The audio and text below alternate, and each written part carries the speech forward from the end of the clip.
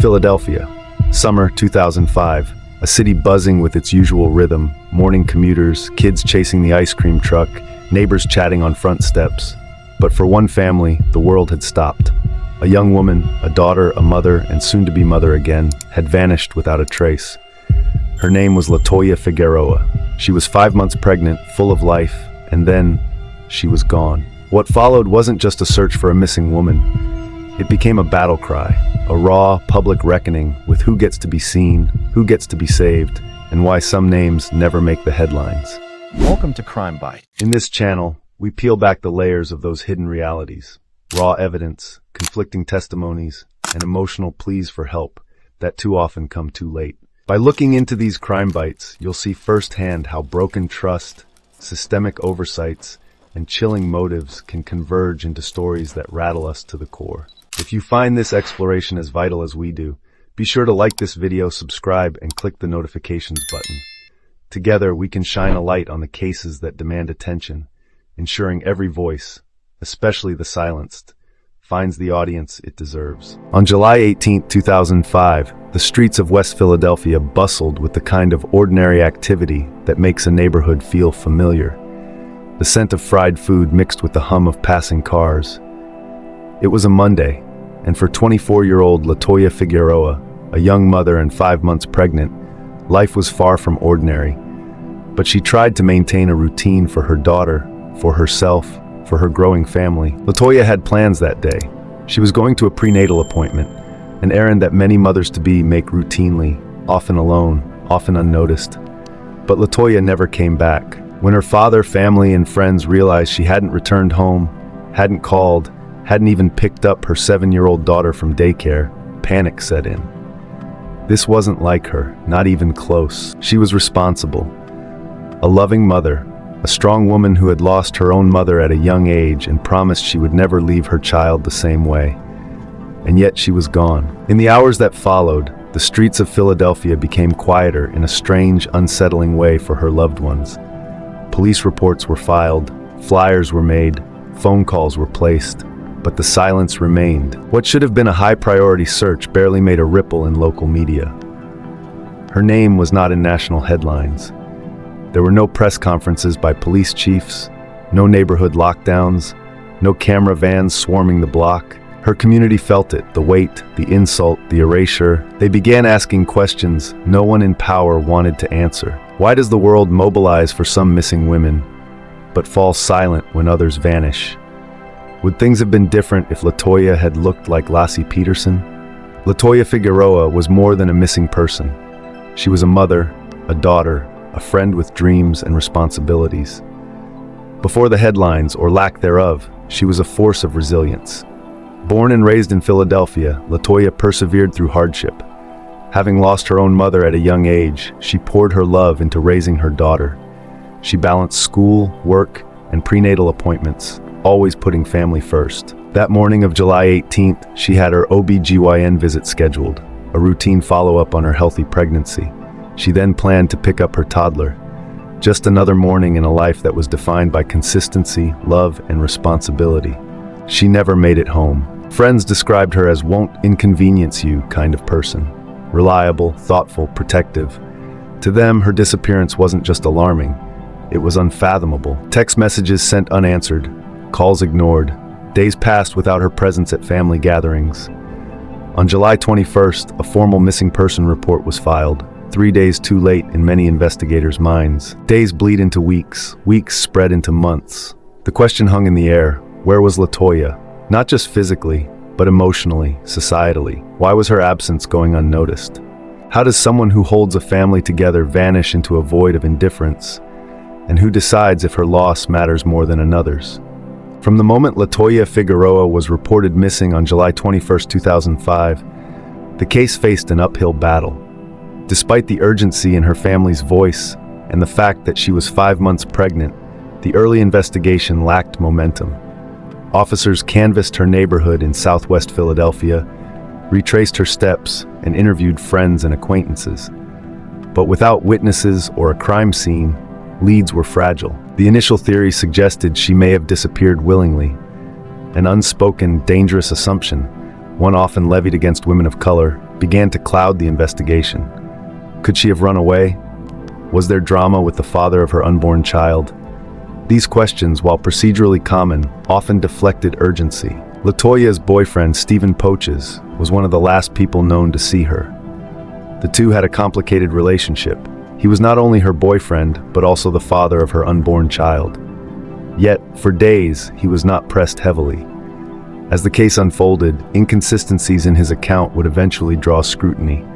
But in these early days, detectives walked a tightrope between suspicion and lack of physical evidence. The media was still silent, no Amber Alert, no national interest, no breathless nightly anchors urging viewers to call in. Just LaToyia's father, friends, and neighbors, the people who knew her best, posting flyers and begging the public to care. Leads began to fizzle. There was no activity on LaToyia's credit cards. Her phone remained off. The apartment she shared showed no signs of struggle, no forced entry, and nothing stolen. She had simply vanished. Then came the first break, but it wouldn't come from police. It would come from an unlikely source, a blogger and independent journalist named Richard Blair. He raised a question the mainstream outlets weren't asking. Why isn't anyone covering this woman's disappearance? His post triggered a ripple effect that would become a tidal wave of scrutiny. How many women vanish each year with little to no media attention, simply because of who they are? And what would it take to make the world finally look? In a digital age, still learning its own power, one man's keyboard became a spotlight. Richard Blair, an everyday blogger and political writer based in Philadelphia, couldn't shake the silence surrounding LaToyia's case. Just days after her disappearance, as cable news covered similar stories involving missing white women, Blair penned a post that would ignite conversation across the internet. His message was simple. Why aren't the media talking about LaToyia Figueroa? That question struck a national nerve. Within hours, major bloggers amplified his message. Then something rare happened. Mainstream media listened. CNN's Nancy Grace mentioned the case. Then MSNBC. Soon after, other news outlets picked it up. But it wasn't the result of investigative progress. It wasn't because the police had made headway. It was because the public demanded it. The disparity became glaring when Natalee Holloway, an 18-year-old white woman from Alabama, went missing in Aruba the same year.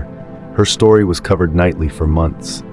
LaToyia, who was also young, beautiful, and missing, had waited in the dark until bloggers made noise. It was about more than one case. This was about who gets empathy, who gets urgency, who gets rescued, and who gets forgotten.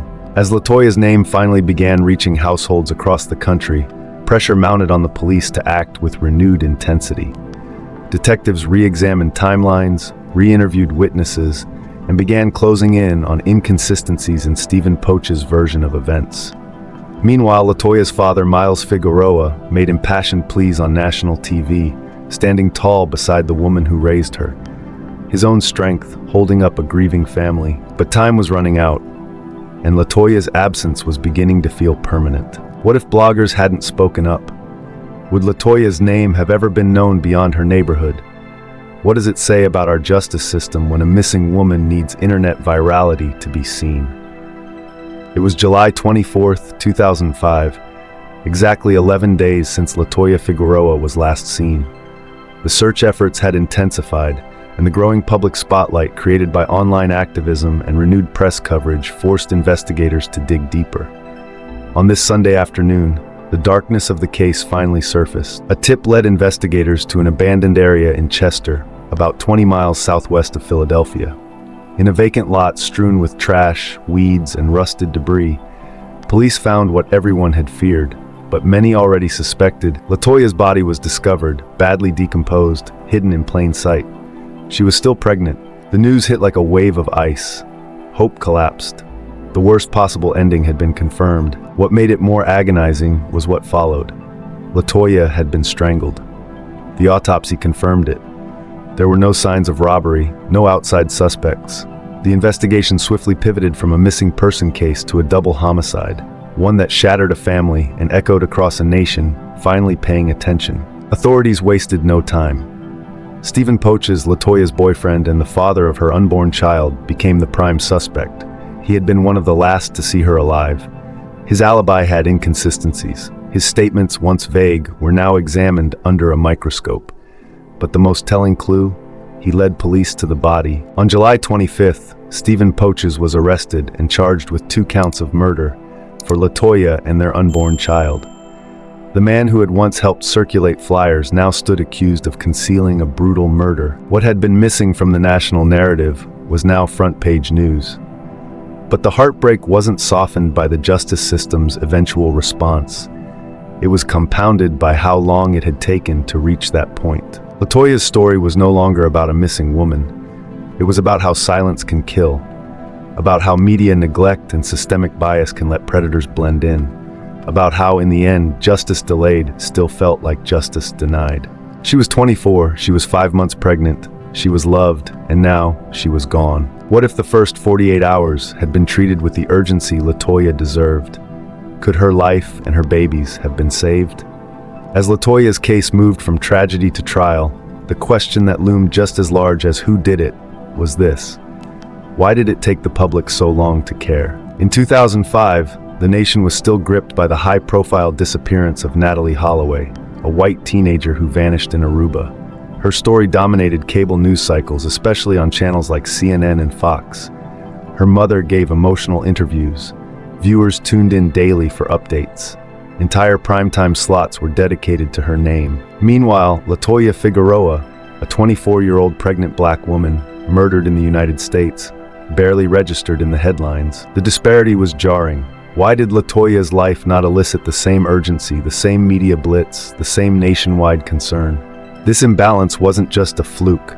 It was part of a deeper systemic issue often called missing white woman syndrome, a term coined by journalists and researchers to describe how missing persons cases involving young, white, upper, or middle-class women tend to receive far more media coverage than those involving women of color, poor women, or immigrants. Social scientists, media critics, and grassroots activists began asking tough questions. Why didn't national news outlets pick up LaToyia's story sooner? Was it her race, her socioeconomic background, her neighborhood? Even worse, some coverage subtly implied LaToyia was less sympathetic. She was a single mom. She lived in West Philly. She had a complicated relationship with the father of her child. These details, often used to build rich, empathetic portraits for other missing women, were weaponized to distance the public from LaToyia. Yet something remarkable happened too. Independent voices stepped in where networks failed. Bloggers, local journalists, and even a talk radio host, Michael Smerconish, began highlighting the hypocrisy. He famously wrote, "If Natalee Holloway had been black and LaToyia Figueroa had been white, we would have found LaToyia days ago." The tipping point came when bloggers and online communities pressured mainstream outlets into covering LaToyia's case. They tweeted, they emailed editors, they demanded visibility. It worked. LaToyia's name finally appeared on MSNBC, CNN, and in national papers, but the delay was fatal. By the time the spotlight found her, it was already too late. The unequal media treatment didn't just reflect a broken system. It exposed a hierarchy of empathy. And in that ranking, black and brown women were too often found at the bottom. What stories are we missing today because of who tells them, and who decides who matters? By early 2006, Stephen Poches stood trial for the double murder of LaToyia Figueroa and their unborn child. The courtroom was heavy with grief, confusion, and long overdue attention. National media now had their cameras aimed, but it felt like a cruel afterthought. The prosecution laid out a devastating case. Poches had lured LaToyia to his apartment under the pretense of a conversation. Fearing that her pregnancy would expose his infidelity and affect his other relationships, he chose silence over accountability. He strangled LaToyia in his apartment and transported her body to a secluded wooded area. His actions were calculated, not spontaneous, and rooted in control, ego, and fear of consequences. Evidence board, maps, phone records, crime scene photos with LaToyia's last known locations. When the autopsy revealed that LaToyia had defensive wounds, the reality deepened. She had fought to survive, not just for herself, but for the unborn child she carried. The defense argued mental distress, painting Poches as emotionally overwhelmed and fearful. But the jury, after listening to weeks of gut-wrenching testimony, delivered a swift verdict. Stephen Poches was found guilty of 2 counts of first-degree murder. He received a life sentence without the possibility of parole, but even that sentence couldn't resolve the deeper ache. For LaToyia's family, the trial brought a semblance of closure, but not peace. Her death had not only robbed them of a daughter, a mother, a friend, it exposed how society reacts when certain lives go missing, and her community still wrestled with the emotional whiplash. The initial indifference from police and media contrasted starkly with the courtroom attention. Now that the narrative was tidy, digestible, and dramatic, one Philadelphia activist speaking outside the courthouse summed it up best. "We didn't just lose LaToyia, we lost our belief that the world would care if we did." In the end, the trial was not just about justice. It was about visibility. It was about forcing a system to acknowledge what it tried to ignore. Does justice delivered after silence still count? Or does the delay speak louder than the verdict? LaToyia Figueroa's name should have been etched into the national conscience alongside stories like Natalee Holloway and Laci Peterson. But for years, even after her case was solved, her memory was kept alive, mostly by community voices, not by institutional ones. The aftermath of the trial laid bare a sobering truth.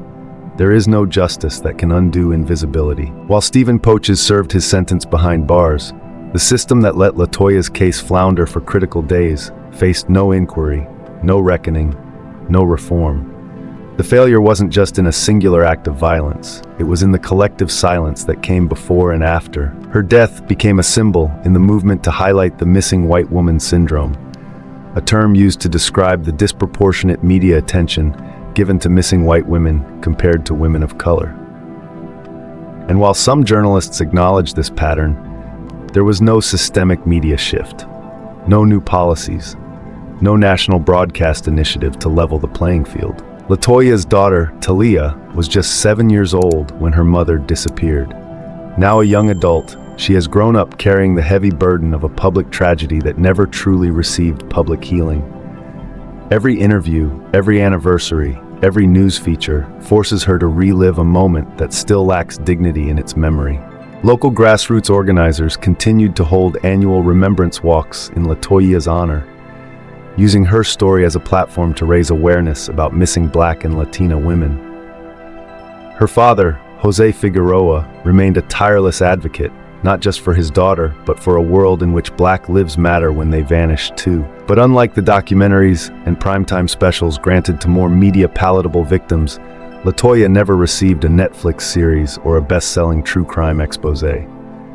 Her legacy survives because ordinary people refuse to let it die. What does it mean when a woman's worth is validated only after her death? Only after outrage builds to a volume too high to ignore? What if that outrage never comes? Because the truth is, LaToyia's story was not unique. Only the silence around it was. How many more LaToyias are out there, unreported, unsearched, unremembered? And what will it take for their names to matter while they're still alive? In the summer of 2005, when LaToyia Figueroa went missing, the airwaves were saturated with coverage of other cases, namely that of Natalee Holloway, the 18-year-old white teenager who vanished in Aruba. Holloway's case, of course, deserved attention. But what made the disparity so galling was the sheer erasure of someone like LaToyia, who was 5 months pregnant, had a small child at home, and came from a working-class Black and Latina family in Philadelphia. It wasn't until a blogger named Richard Blair of the All Spin Zone publicly asked why LaToyia wasn't being covered that the national media took notice. His viral post called out what mainstream outlets refused to admit.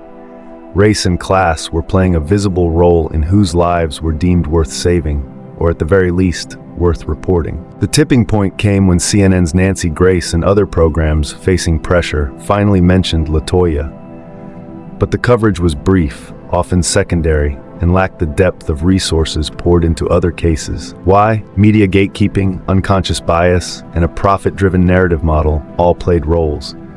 Audiences were conditioned to empathize more with certain victims. Media consultants often warned producers that missing Black women don't test well with target demographics, a chilling euphemism for systemic disregard. Even after the case was resolved, no major outlet issued an apology for the delay or introspection about the imbalance. There were no industry reforms, no primetime roundtable on disparity, no funding for diverse coverage initiatives.